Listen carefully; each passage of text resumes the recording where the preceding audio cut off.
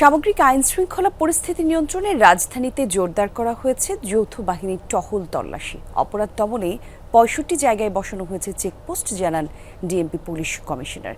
রাতে বিভিন্ন এলাকা ঘুরে উপদেষ্টা আসিফ মাহমুদ সজীব ভুইয়া জানিয়েছেন, জনমনে যে আতঙ্ক তৈরি হয়েছে তা নিরসনে মাঠে আছে প্রশাসন।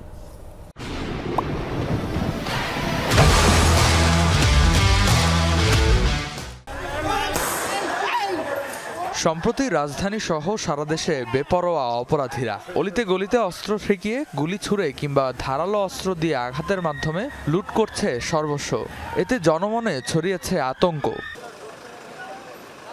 সেই ধারাবাহিকতায় মঙ্গলবার মধ্যরাতে রাজধানীর নব থিয়েটারের সামনে জননিরাপত্তা জোরদারে চলা বিশেষ অভিযান কার্যক্রম পরিদর্শনে যান ডিএমপি কমিশনার। পরে যোগ দেন উপদেষ্টা আসিফ মাহমুদ সজীব ভুইয়াও। এ সময় ডিএমপি কমিশনার বলেন, সর্বোচ্চ নিরাপত্তা দিতে প্রস্তুত আইন শৃঙ্খলা বাহিনী। তবে চোর বা ছিনতাইকারী সন্দেহে আটকের পর পুলিশের কাছে সোপর্দ করার আহ্বান করেন তিনি। কতক্ষণ পরপরই আপনি ল এনফোর্সিং এজেন্সির কাউকে না কাউকে পাবেন, আপনারা তাদেরকে হাতে তুলে দেন, আমরা আইনগতভাবে তাদেরকে কোর্টে সোপর্দ করি। আপনারা নিজেরা কেউ বা ঢাকাবাসীর জন্য আইন হাতে উঠে নেয় নাই।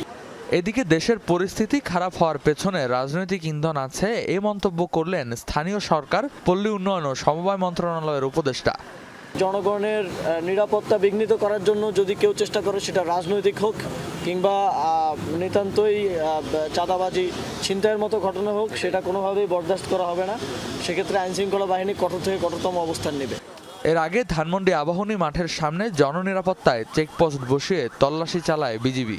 তাদের দাবি, মূল সড়ক নয়, অলিতে গলিতেও রাখা হয়েছে নজরদারি। আমরা বেশ কিছুদিন ধরে বেশ কিছু সোশ্যাল মিডিয়ায় আপনারা দেখেছেন বেশ কিছু অপ্রীতিকর ঘটনা ঘটেছে, সেগুলো যাতে পুনরাবৃত্তি না ঘটে তারই পরিপ্রেক্ষিতে আমরা এখন সাব রোড এবং সাব রোডে আমরা অপারেট করছি। মঙ্গলবারে উত্তরায় ছিনতাইকারী সন্দেহে 2 যুবককে ফুটওভার ব্রিজে উল্টো করে ঝুলিয়ে গণপিটুনি দেয় পথচারীরা। পরে পুলিশ তাদের উদ্ধার করে বাংলাদেশ কুয়েত মৈত্রী হাসপাতালে নেয়।